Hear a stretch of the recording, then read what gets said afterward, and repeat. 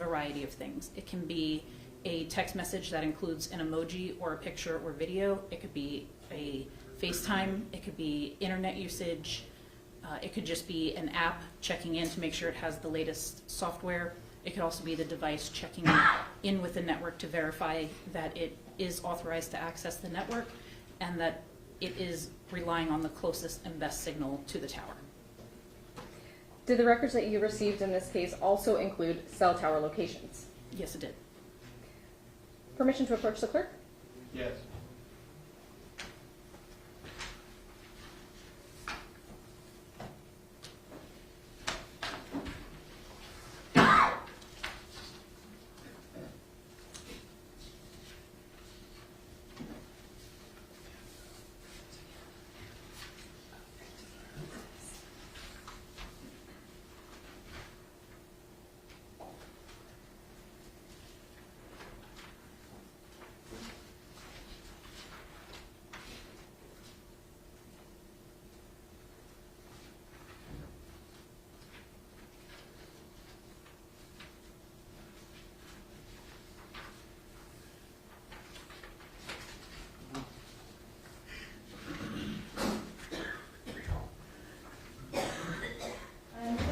Counsel, which has been remarked as State Exhibit 15.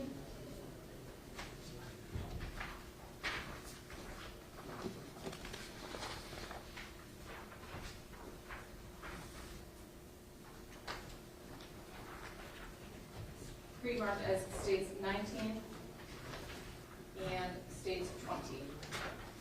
Permission to approach the witness? Yes.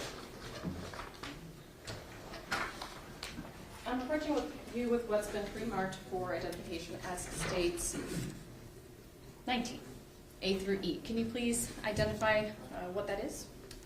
That is the CD containing an electronic copy of the files I received from T-Mobile. Did you review the files specifically on the CD? Yes, ma'am. And did you confirm that those are in fact the copies you received? Yes. Do the copies that you received include a copy of States Exhibit 20? Yes, they did. And what is States Exhibit 20?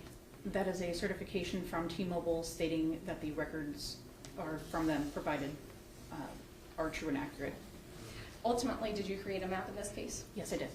Looking at what's pre-marked as States Exhibit 15, do you recognize that? Yes, I do. How do you recognize that? That is the map I created.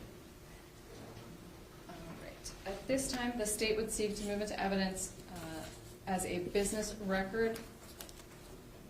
States 19, pre-marked as States 19 and States 20. Defense? No objection based upon the business certification. It'll be admitted as marked.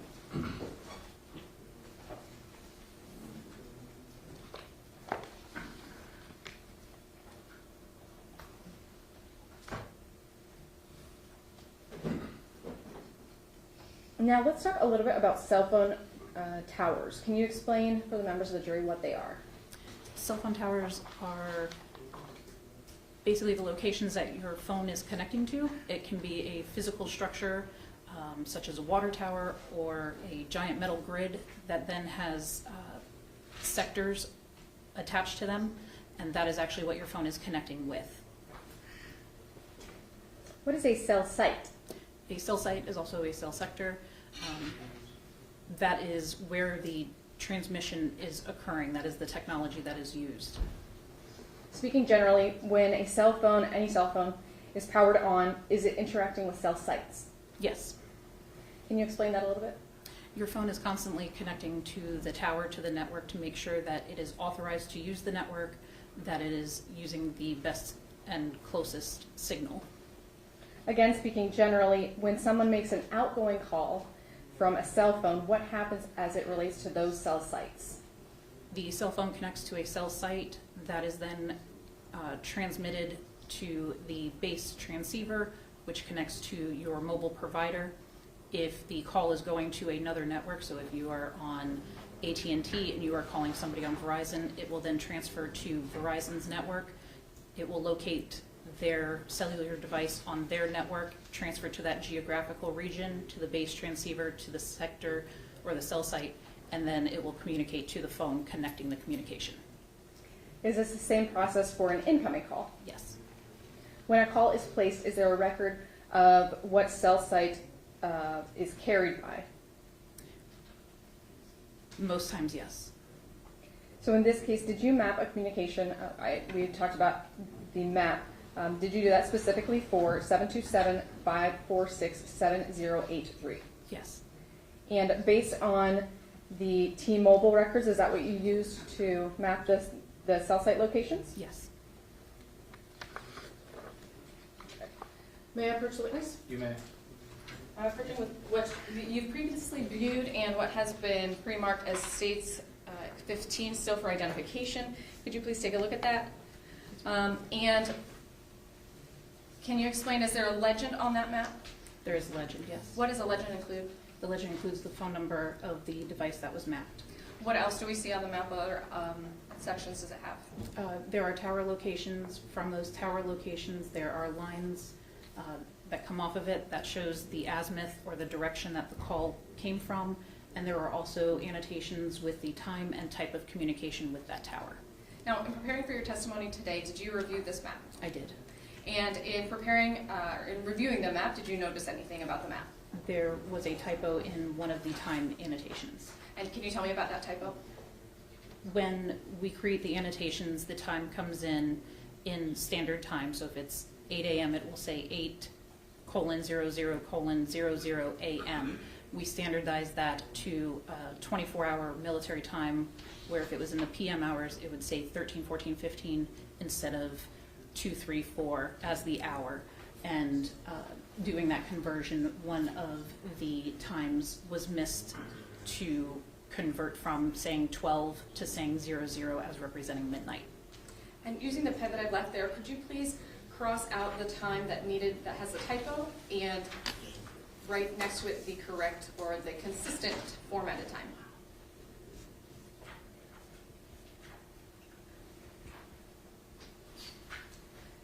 With that correction, are the times there and the rest of the information depicted on that map, are they a fair and accurate representation of the information that you analyzed and mapped out? Yes, it is. At this time, the state seeks to move into evidence what's been pre-marked as States Exhibit 15 as States 15. Pass. No objection. It will be admitted as marked. Version published, States 15. Granted.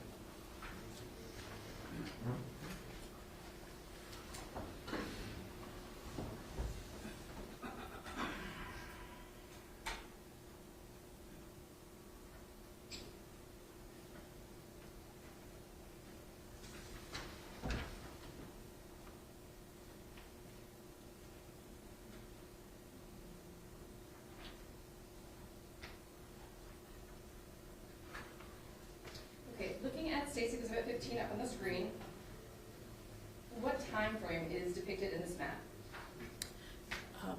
11 p.m.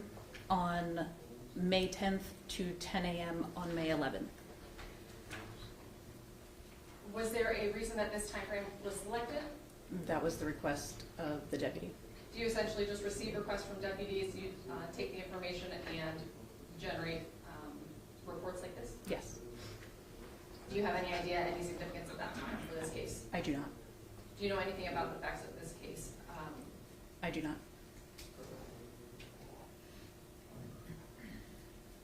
Now, we see some red dots. What do those red dots indicate? Those red dots are the tower locations that the device was connected to. Near some of those red dots, there are, do you see there the two house icons? Yes, What do those house icons indicate or represent? those are two residential addresses. Were you requested to mark these residential addresses on the map for reference from the deputy? Yes, Do you have any knowledge of what those addresses, what their significance may or may not be? I do not. Now, where it says data, let's zoom in here. For example, right here, this data, what does that indicate? That is a data transmission. So again, that could be that FaceTime, Facebook, app usage, or just the phone checking in with the network. What about outgoing call? That is a phone call placed from the handset device. And incoming? a call coming into the device. After the calls, there are some numbers and seconds. What does that indicate? That is the duration of the phone call. Going back to the two areas that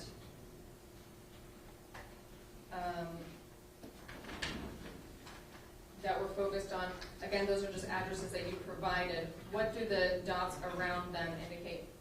Those are the towers around the residences that were utilized. The timing here that we have, is that in any specific order? It is in chronological order for that tower. A moment to confer. Yes. No further questions. Cross?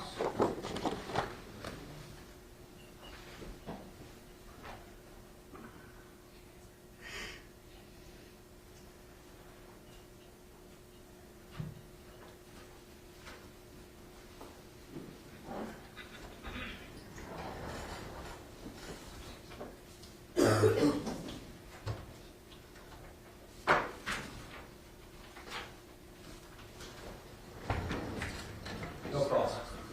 15, Dave? Sorry, 15? I apologize. All right, we'll do cross. Dave, call your next witness. This date was Captain Lindsay Martin.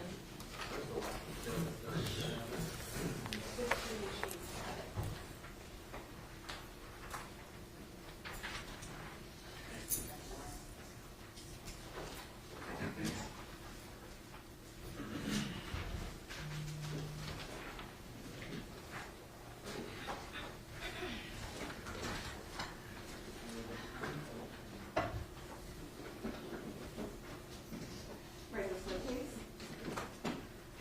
So please stand here. Face the clerk, raise your right hand and repeat yes. Do you swear or affirm the evidence you're about to give will be the truth, the whole truth, and nothing but the truth? Yes. If you just have a seat, you can pull the chair all the way forward.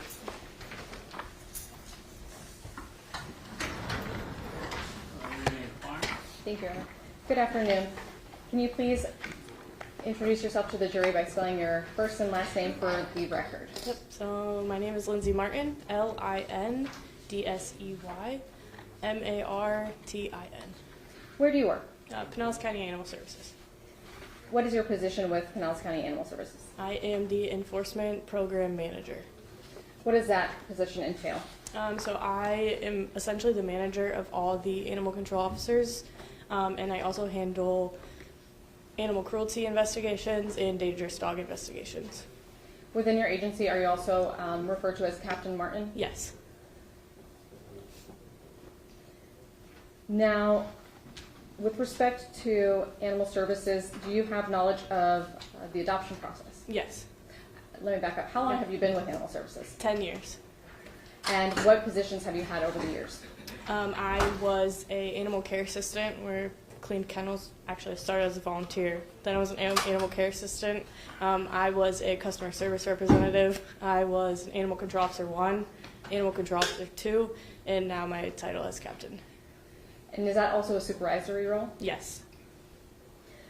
How about, as you were saying, the adoption process? Generally, how does that work? So Pinellas County Animal Services has a open adoption process. So generally the public can just come into our adoption facility. We have leashes and stuff all over the shelter. They are able to take them out of the kennel themselves, which just ensures to us that that person can properly handle an animal. They take it in the yard, they can come back up front, they want to adopt it. We just make sure that any other pets at home are currently licensed and have rabies vaccines in the county. Now, with respect to microchips, are all the adoptable animals microchipped? Yes, ma'am. And when does that happen? So some of them come in with microchips already, but most of them come in with no microchips. So they will be microchipped at the time of spay or neuter. And how does the microchip information change, if any, through the adoption process? So either way, if we implant it or if an animal comes in with a microchip, as soon as the ownership is changed through the adoption process in our computer system, that microchip is automatically registered with 24-hour pet watch. And so that way that microchip goes back to that person who adopted that animal. Is it somebody physically at your office who's inputting the new owner's information so that it is then connected with the microchip? Yes. Yep. Are you a records custodian? Yes. What does that mean? So when I handle most of the public records requests, and anytime anybody needs records from Animal Services. What type of records do those include? It could be anything from photos, videos, paper, anything from our system, anything anybody needs. Do you maintain those records? Yes. And does that include adoption paperwork? Yes. Does that include the microchip paperwork? Yes. Do you all maintain records once a adoption has happened? Do you still store those records in your system? Correct. We also have paper copies as well. Okay. Yep. What generally do the adoption contracts include? It would just have the adopter name on it. It has the animal information, just some general information on medical, if the animal needs medical attention, how many days they can come to the shelter.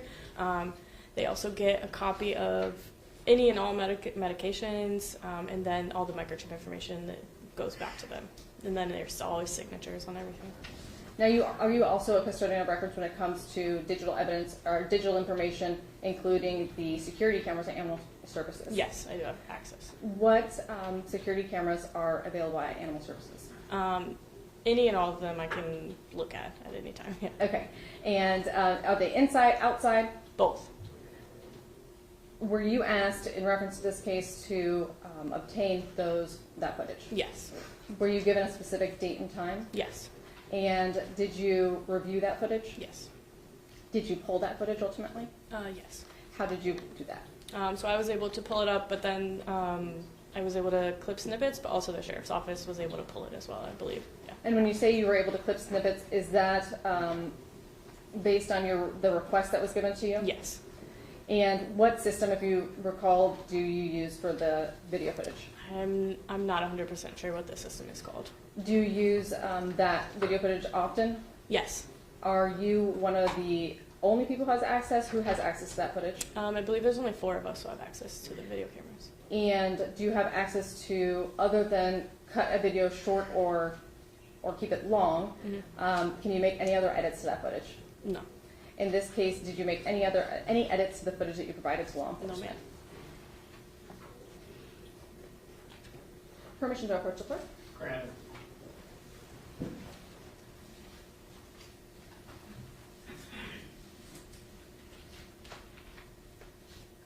And I am showing the Funds Council with the pre-marked as states 21, 22, and 23.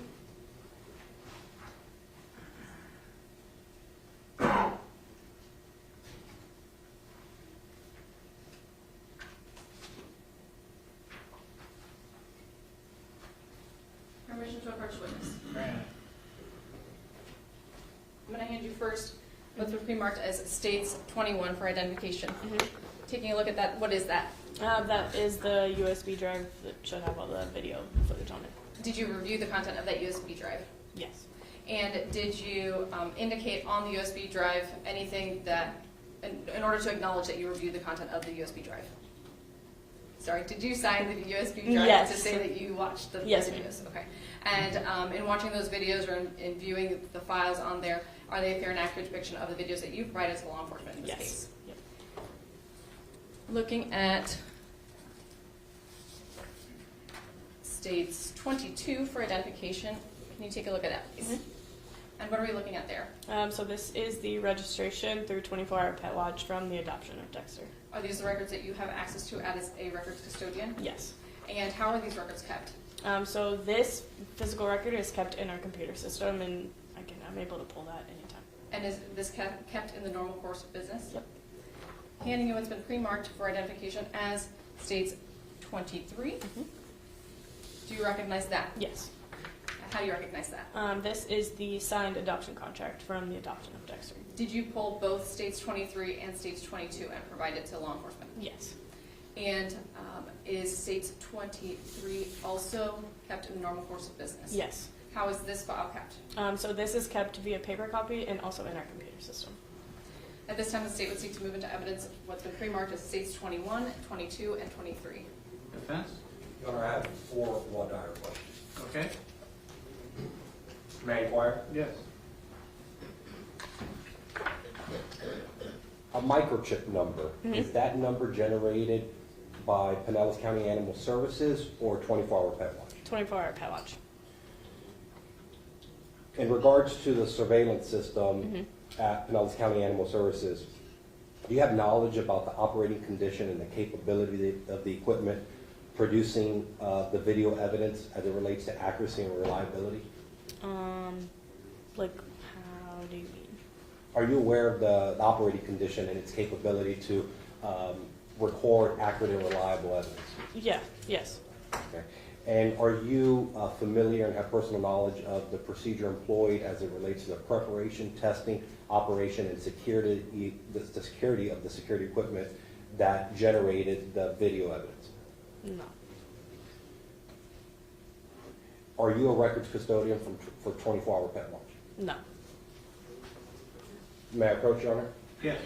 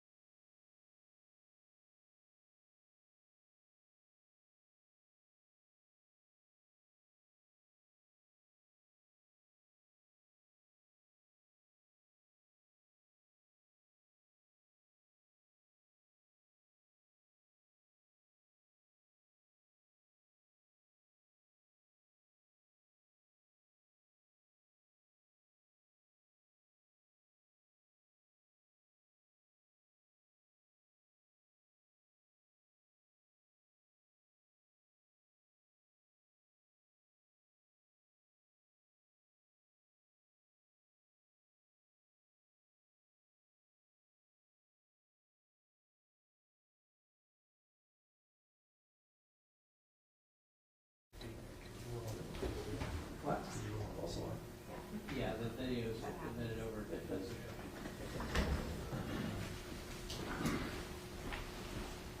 The state has no further questions. Cross? May I have a moment, Your Honor? Yes.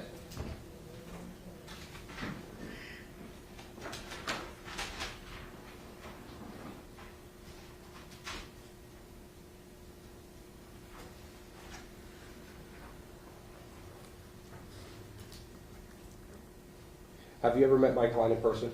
No. Have you ever seen him with the dog in question? I did see him on the day of the adoption walking the dog, yes. Was there any issue with him treating the dog badly? I don't know history, nothing that I saw. I'm not asking about history, just what you were able to observe. Character evidence. Overruled. I want you to stick to what you personally observed. Did Mhm. you observe my No. client treating the dog in any inappropriate way? No. Did you observe him being verbally aggressive towards the dog? No. No further questions. Thank you. Any redirect? No, Your Honor. All right, thank you, ma'am. You may step down. Call your next witness, please. The state calls Nicholas Moran.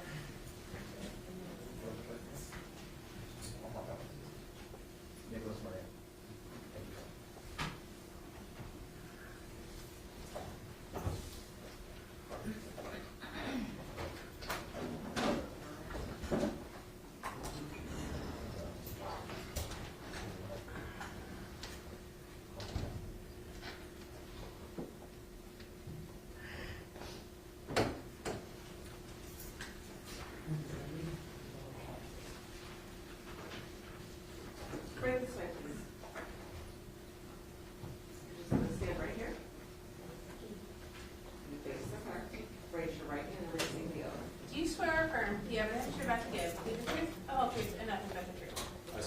You can just have a seat right here.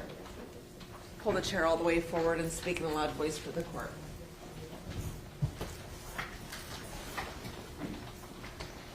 Good afternoon. May I proceed, Your Honor? Yes.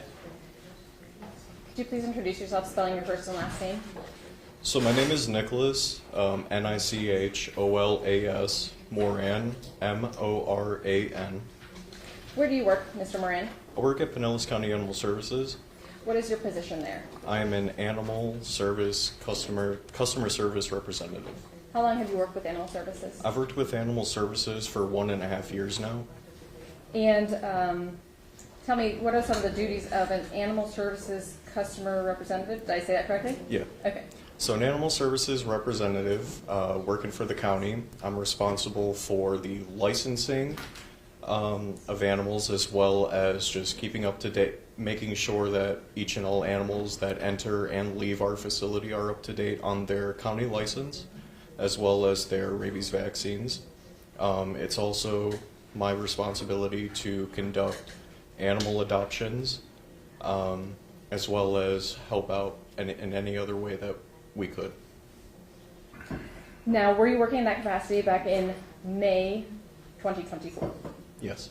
Specifically, were you working on May 10th, 2024? I was working up front. I believe it was only my first week at a desk. I was still being trained. And was there somebody with you training? Yes. Who was that? Christine. And how did she, if any, in any way, how was she training you at that moment? Well, for the first, I'd say 30 days, I sat alongside her while she was sitting at the desk. And by then, I had grown comfortable enough to try to ease into the position, actually sit at the desk, log into my own account, conduct transactions, adoptions, fosters, as well as any license renewals. And at this point, was she just more letting you take the lead? Yes. At any time, did an individual come in that day to adopt a dog? Yes, there was. Probably more than one, at least Yes. interested, right? Did you end up meeting a person that you learned was named Domingo Rodriguez? Yes. And do you see that person here in the courtroom today? Yes. Can you please identify them by an article of clothing and the position of them in the courtroom? Mr. Domingo is sitting on my right side, everybody's left-hand side, in a black suit. And what was your first observation of Mr. Rodriguez? My first observation of Mr. Rodriguez is that he didn't speak English very well, which is fine. Let me back you up just a little bit. I'm sorry. When did you see him inside Animal Services? When did you first see him? Yes. So the way, when I had first observed Mr. Rodriguez, it was him entering our front door.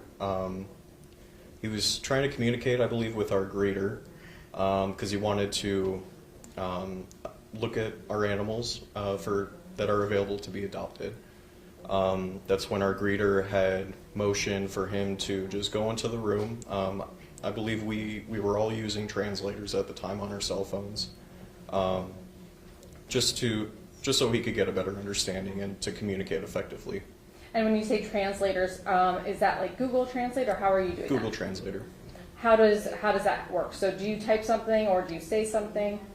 Just to make sure that what we're trying to communicate with him, we were typing everything out. We weren't speaking it. I believe he was speaking into his phone, and that's when the words were interpreted back to us in English. Does Google Translate speak back to you? Yes. Okay. Or is it possible to just show another person the phone? It's possible to either play it or show it to us through the text, which I want to say majority of the time was us reading the text. For the most part, was that working okay? Yes. And are there any people at Animal Services, any workers specifically, who speak Spanish? I believe there's only one. And was he around at the time? Or were they around at the time? They were not. Okay. So when you first saw him, how did you become involved, if you did, in the adoption process? So during the adoption process, our greeter had motioned him, Mr. Domingo Rodriguez, to sit at my desk, which I was sitting at, like how I am today before all of you, and I was going to conduct the adoption process. Now, through the adoption process, we explained to them that during the adoption process, we explained to them what everything is, the licensing, the rabies vaccine, how both of those expiration dates are congruent with each other, as well as the microchip, any information that you provide to us through your identification, like driver's license, government, state ID, will go on that microchip. And then we just kind of explain like, oh, we're going to send you guys home with a goodie bag full of toys. We explain the whole feeding process. We go over everything, essentially. Now, before that, did Mr. Rodriguez have the opportunity to view the animals that were available for adoption? Through my own observations, I believe when our greeter had motioned him, because I was able to observe this, that our greeter had motioned for him to look at the dogs, and that's when he came back with a kennel card, because our process for the adoptions is to come in, it's an open door policy, anyone and everyone is welcome to look through our adoption floor. The way the process goes, the procedure, grab the kennel card, and then you proceed to the front lobby. Granted, after you had taken the dog out, which we welcome, we have leashes hanging out, and we almost were very enthusiastic and about trying to get the person to walk the dog, which through my own observations and everyone else there that day, that Mr. Rodriguez had not. He insisted that it's okay, but I mean, just to prevent, you know, if the dog doesn't adapt well with life at home, or if anything happens really, we just want the guest to feel comfortable with the dog that they chose. Is that typically what you see? Do individuals come in and you said they have the opportunity to leash the dogs? Yes. And is there an area where they can take the dogs to be able to interact with them? Yes, there are. Are there multiple areas or just one? There are multiple play yards in animal services. There's a myriad amount of play yards everyone is welcome to take an animal out into. What do you typically see with respect to people interested in adopting a dog? How do they interact with the animals? The people that come in and, you know, they look around. Some people just want to come in, take a peek, kind of window shop, if you will. Others just, you know, love animals and they want to take dogs out for a walk. Sometimes if it doesn't really work well, if the dog is too hyper, if its temperament doesn't fit well with the guest that comes in that day, they're more than welcome to check out any other animals. So, I mean, through my own experiences, I've seen, you know, people come in, they don't like, they're so dead set on a dog that they want to take it out, and its temperament is just the complete opposite of the type of dog that they're looking for, and they find a dog that other people would just normally pass up, and they fall in love with them. For the dogs that are available for adoption, do you have any indication of their temperament on the cards that they have? Yes, so on each and every kennel card, the words are highlighted. I believe there are 3 or 4 different temperament statuses that we have on each kennel card. One is, I guess you could say, very calm, very relaxed, moderate energy. The other is like, I believe, high activity level. And then there's like a middle line between that. And is that normally a factor when people are looking for dogs to adopt? It is. If our guest comes in and they read that, they'll know exactly what to expect when it's their responsibility. We give them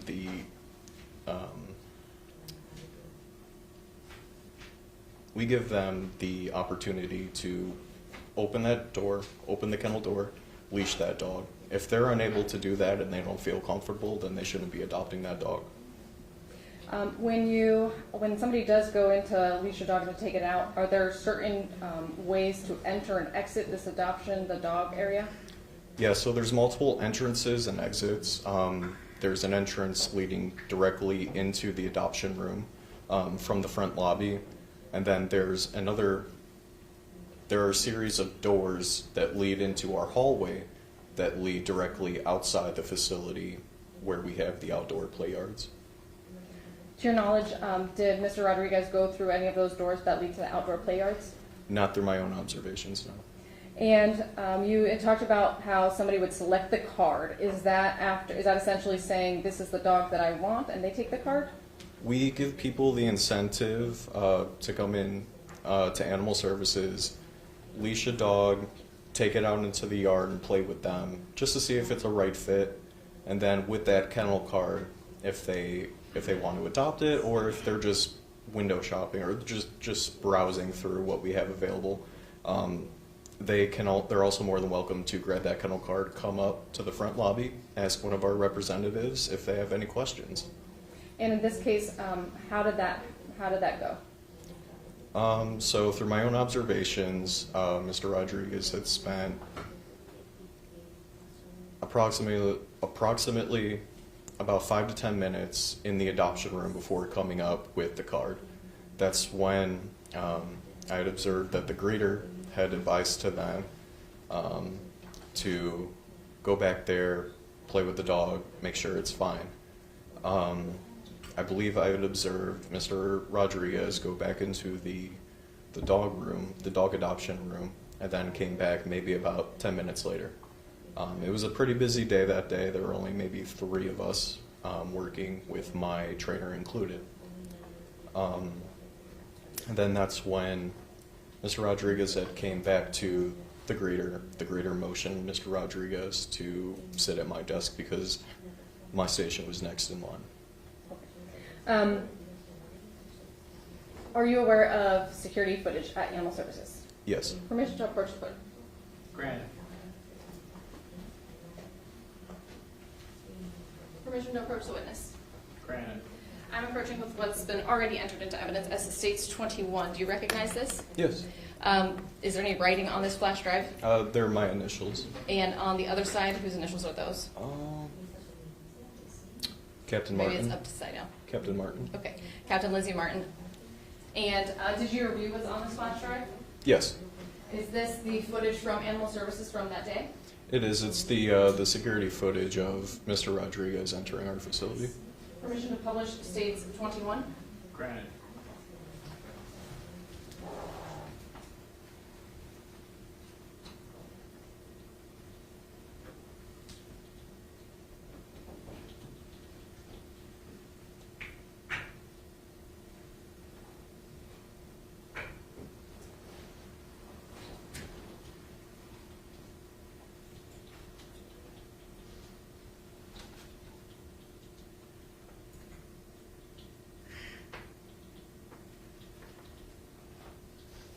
Starting with this first video. What is this a view of? This right here is a view of our parking lot facing east. And in reviewing this footage, have you seen yourself on this footage? In some of the videos, yes. Now, ultimately, did you end up helping Mr. Domingo out to his car? I did. So another service that we provide here at Animal Services, we give guests that come in the opportunity to either purchase or rent a dog crate, which Mr. Rodriguez had requested, so we sold him one. So when we had came back into the lobby after completing all the adoption, all of the adoption paperwork, processing everything, all of that, we had given Mr. Rodriguez the dog to walk outside, and then just as a courtesy, I had carried the dog crate to his truck. We're going to come back to that just a little bit. Do you see, just for now, do you see the vehicle that ultimately you end up going to load up the dog? Yes. And how many vehicles are in the view right now, specifically in this parking lot? There are 2. And which is the vehicle ultimately that you end up taking the dog to? I believe it's possibly, I believe the gray truck.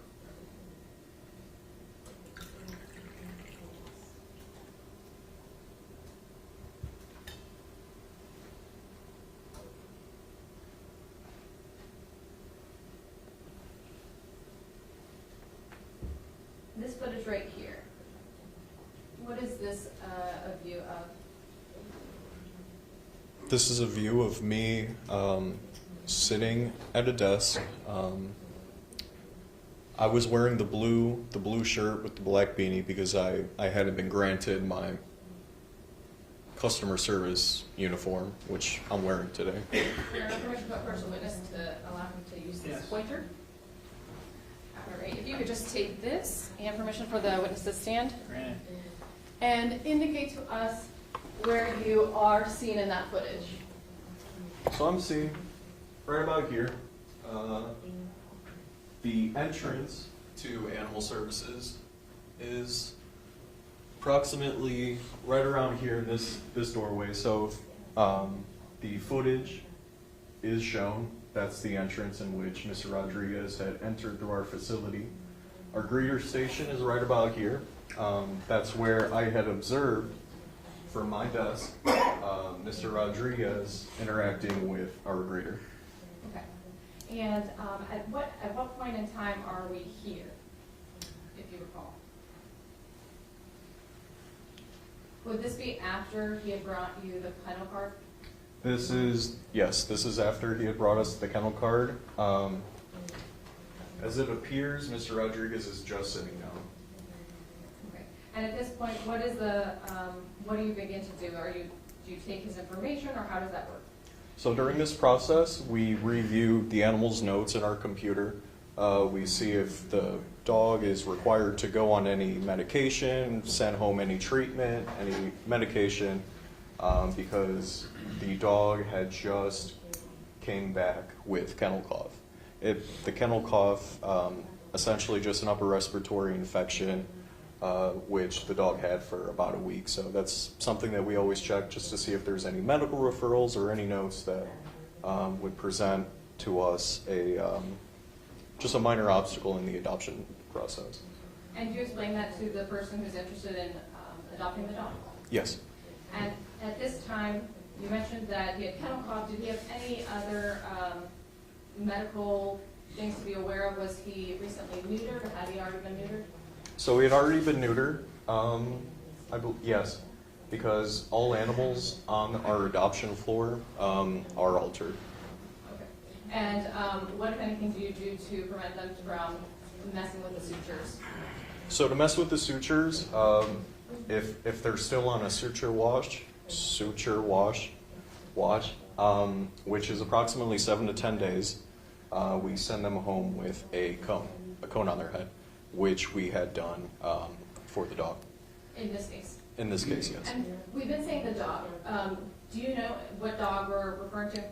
The dog that we're referring to his name was Dexter. And did you meet Dexter? Yes. When did you recall when you first met Dexter? I had met Dexter. As you could see, I'm still wearing my kennel shirt. So I had originally worked with Animal Services as a kennel assistant. I had done that for about a year and a month when I had been given the opportunity to move up front and work directly in customer service. So during my time working back in the kennels, when Dexter had developed kennel cough, or the upper respiratory infection, it was my responsibility to clean out the building in which dogs sick with that upper respiratory infection were, with Dexter being one of them. Okay, and in that case, did you interact with Dexter? Yes. What, can you describe his demeanor? So his demeanor, very calm. I mean, he was just a happy-go-lucky dog. He, just very calm. He wasn't too hyper. He wouldn't really pull on the leash, which if we have footage of that, of Mr. Rodriguez exiting with Dexter, we'll be able to see that he's just walking alongside us as I was carrying the crate. But other than that, just a very happy-go-lucky dog. Any concerns about aggression with Dexter for you?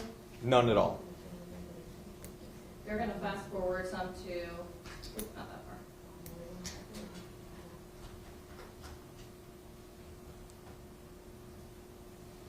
Starting at 14:36 with the timestamp up top. At this point, what are you all doing? So at this point, my trainer and I are typing into our cell phone into Google Translator to communicate the adoption process, which is essentially us taking the information that they present to us on their ID. We ask if all the information is up to date, like their address. We essentially just gather all of their contact info just so we can keep a record of who's adopting these animals. And do you ultimately enter that information into the computer system? Yes. And we heard some discussion, or there was some testimony earlier about a 24-hour pet watch sort of letter. Can you tell me about that? So the 24 Pet Watch letter, 24 Pet Watch is a manufacturer of the microchips that we use here at Animal Services. Permission, Sid? Yes, you have a seat, sir. Thank you. 24 Pet Watch is a manufacturer of the microchips that we use here at Animal Services. As far as the 24 Pet Watch letter, all of the information we gather from the adopter, any cell phone numbers, contact information, we gather that. Now with that information, that's how we generate the county license. Are you inputting into the system the adopter's information in order to generate that 24-hour pet watch document? Yes. And also, is the adoption contract involved? Yes, there is. What does that adoption contract include, information-wise, as far as the dog? Let's start with the dog. Okay. What about the dog is included in that? So starting with the dog, on the adoption contract, it clearly states the name of the dog's identification number, which is in our system, the date, time of the adoption. But as far as the person, same thing, name, phone number, address. Now, the jury has seen several times a photo of a dog who's been identified as Dexter with a number down at the bottom of the photo. Are you aware of which photo I'm referring to? Yes. And which number is that, or what is that number called? So the number that's on Dexter's photo, when we intake stray dogs, which Dexter was when he came to us,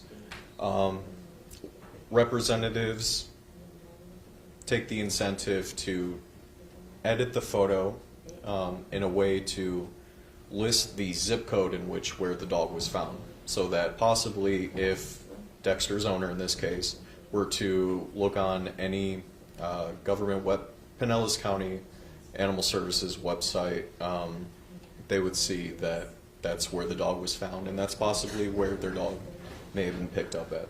Is each number, does it reference a zip code, but it's a unique number, or how is that? It's so when someone finds a stray dog, they come in, they fill out paperwork just stating where they found the dog, and then the number is essentially just the zip code of the general area in which they had found the dog. Is that different from the microchip number? Yes. Now, with respect to the adoption contract, can you tell me about the microchip information? What is included on the adoption contract? Can you repeat that, please? Sorry, is the microchip number included on the adoption contract? To my knowledge, I'm unaware. Okay. If you had that document to review, would that help refresh your recollection? Yes. Permission to approach the clerk? Granted. Permission to approach the witness? Granted. That's what's been previously remarked as states 23 for identification. And looking at that document, do you recognize it? Yes, I do. This is the adoption contract. Right, so on the adoption contract, clear as day, it provides all of the dog's information, gender, if they're altered or not, the size, their weight, as well as right below that animal identification number in our system is that 24 Pet Watch microchip. And with respect to the owner information, is there any owner information on this adoption contract? Yes. Is the adoption contract between the owner and essentially Animal Services? Yes. How is that owner information associated with the microchip? Is that something that you enter into the computer so that contract is generated? So when I proceed to finalizing an adoption, I type in all of the owner's information. That generates a person identification number. With that person identification number, that's who we proceed with the adoption or outcome in this case. And then we take Dexter's, in this case, animal ID number, separate from the microchip number, plug that in, and then hit enter.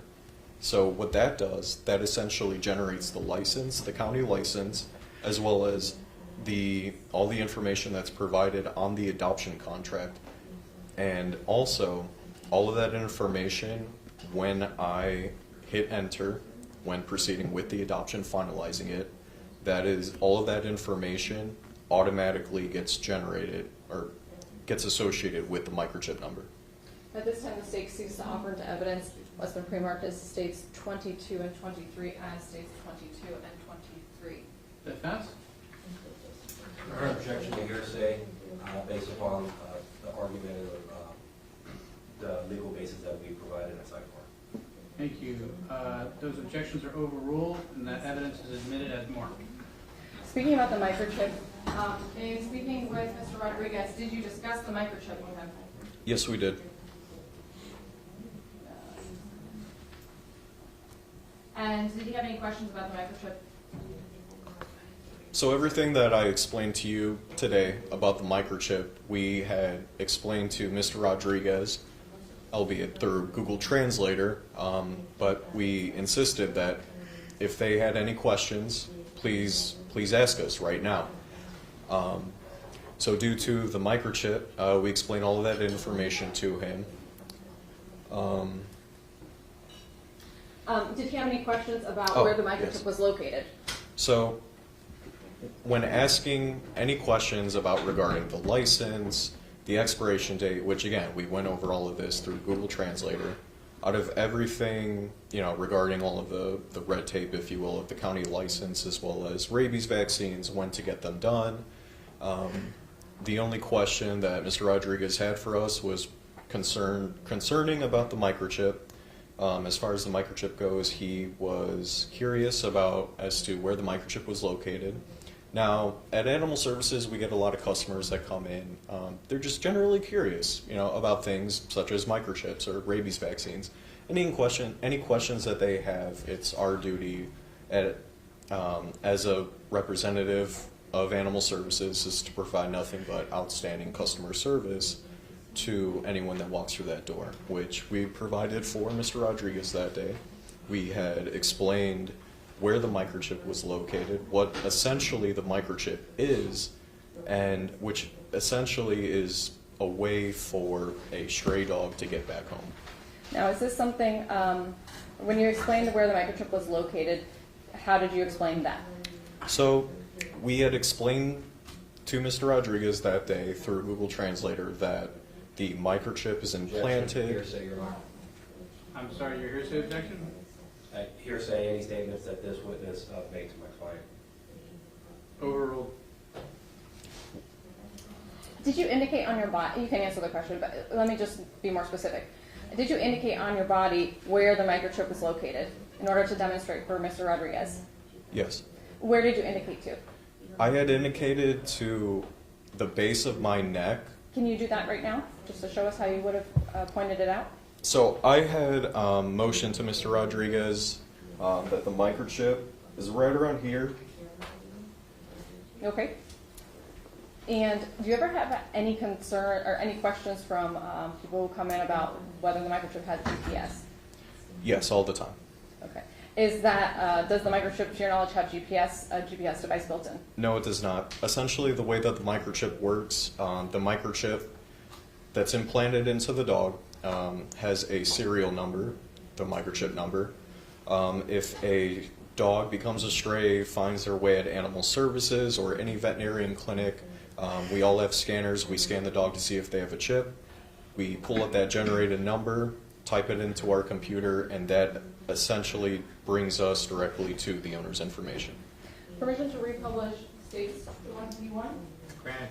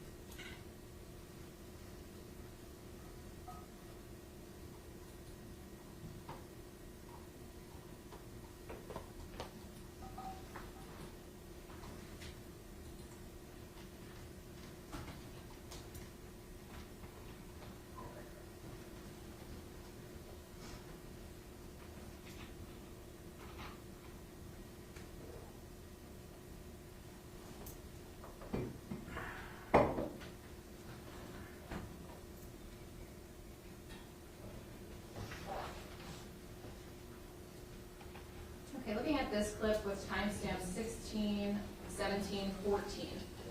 Using that pointer, would you mind indicating where Mr. Rodriguez is in this video? In this video, Mr. Rodriguez can be seen right here by the greeter station, as our greeter that day is typing profusely into their cell phone, essentially to communicate to Mr. Rodriguez in a way that he'd be able to understand. So any questions given to us that day were all correctly answered.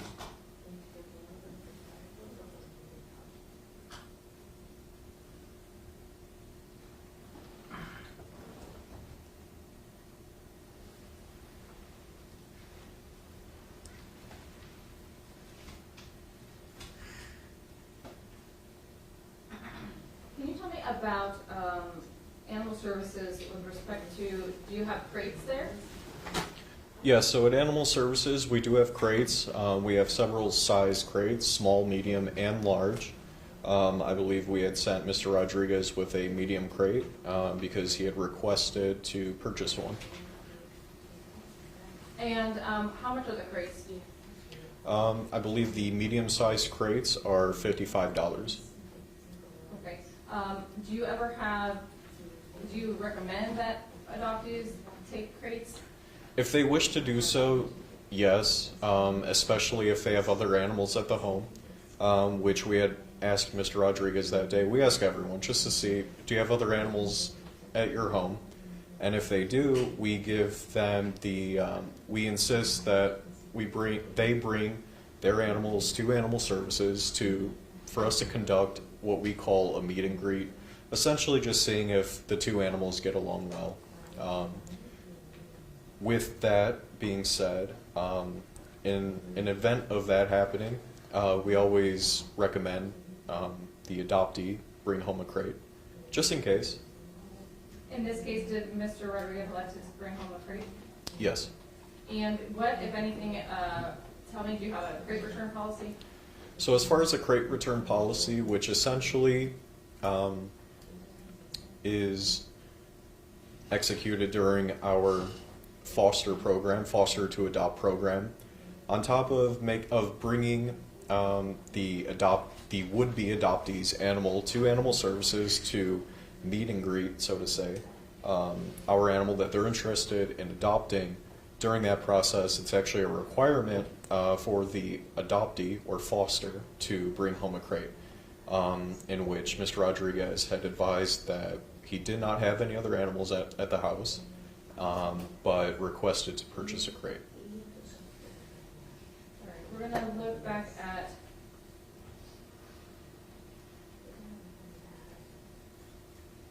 States 21.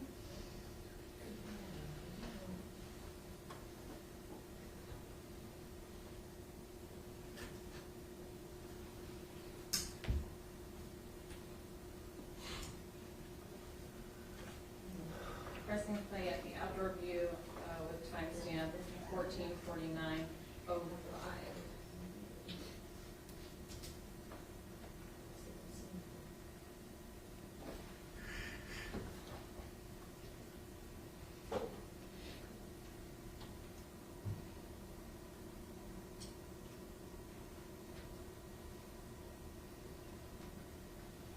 What are we looking at here? So here we are looking in the bottom left-hand corner, Mr. Rodriguez carrying the adoption bag full of goodies, toys, as well as a bag of food in his right hand. In his left hand, he will be holding Dexter's leash, and then following him is myself, carrying the crate.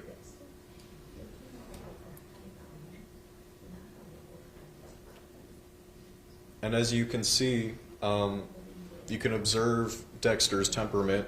A very calm dog, isn't pulling on the leash, just walking directly side by side with Mr. Rodriguez. And what does he have around his neck? Around Dexter's neck is a cone that we send home with them. If they're still on that incision watch, the cone should be on the dog for 7 to 10 days during the incision watch. we advise that they keep the cone on for at least 7 days, and then by the 10th day they could take it off. Now, what do we see going on here? For the record, 14:50 and 14 seconds. So what we're looking at right now, we had approached Mr. Rodriguez's truck from the rear end. He had lowered his tailgate. You might not be able to see it, but from what I recollect that day, he had used the keys on his key ring to tear open the crate. Now, usually the way adoptions happen when we conduct them is if they want to take home a crate, they kind of just throw the crate into the back of their car or truck, and then the dog just hops in. In this case, Mr. Rodriguez is opening the crate, taking it out of the box, setting it up, and then at the end of that video, if it were to keep playing, I'd be walking back to Animal Services carrying the cardboard. So we're at a news clip with timestamp 14:51:09, and is this a continuation of that previous video? Yes. Is this what you're referring to? Yes. Ultimately, did you learn later that, what did you learn, if anything, about loading the dog in the truck like this? It was very unusual. Granted, it was my only first week at Animal Services, well, working up front as a customer service representative. The world of a kennel technician, if you will, is very small compared to the ever-expanding world of enforcement and customer services. So I wasn't really aware that it is actually against Pinellas County law to transport a dog in a crate in the back of a pickup truck, or any vehicle for that matter, in a crate without the crate actually being tied down or fixed or fastened to the bed of the vehicle. It also needs a... I'm going to stop you, just without necessarily referencing any law. Did you come to the understanding that your supervisors indicated that this was not the proper way to transport the dog? Yes, because I had found it peculiar. This is an experience quite unique. Through my own observations working at Animal Services, I just never would have thought.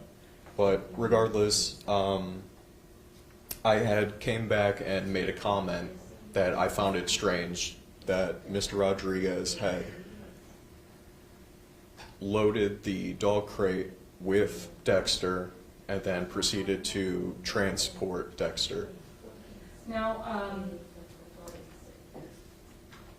later, eventually does Mr. Rodriguez leave with Dexter? Yes. Later, does he ever return? Mr. Mr. Rodriguez does return, I'd say about an hour or so after the initial adoption, with the crate in hand, from what I had observed. And is that something that is available for on the video footage that the jury can view? Yes. And did you all give him a refund for the crate? We insisted that it's his, he can keep it. We weren't really understanding of why he was returning it to us. And then that's when we had observed from the entrance side in which Mr. Rodriguez was standing next to the greeter, that Mr. Rodriguez essentially moved his hands in a motion that implied that it's okay. Speculation. Sustained. Ultimately, based on your interaction with him, did he end up receiving or asking for the refund? He did not. Moment to confer. No further questions. All right, cross-examination? May I inquire, Your Honor? Yes.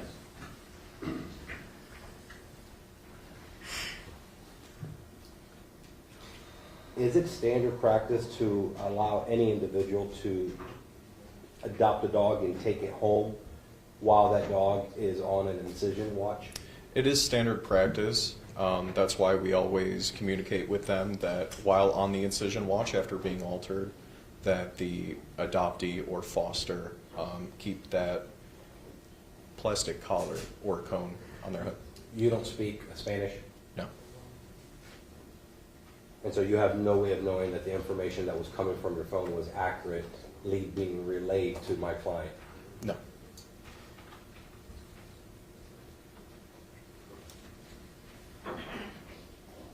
You made mention of how the dog was transported. My question to you is, isn't it true that you never stopped him from doing that, correct? I never stopped it just because I didn't see an imminent threat to the safety and welfare of the dog. And at no point in time when you were interacting with my client did you have that feeling? No.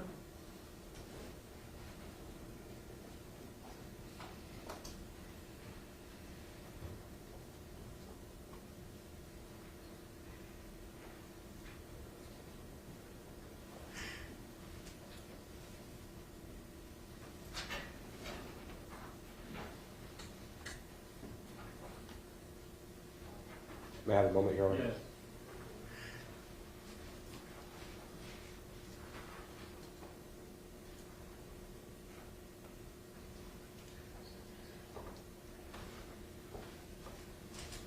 No further questions. All right, thank you. Any redirect? No, Your Honor. All right, thank you. Let's step down and we'll take our afternoon stretch break, so we'll be in recess for about 10 minutes.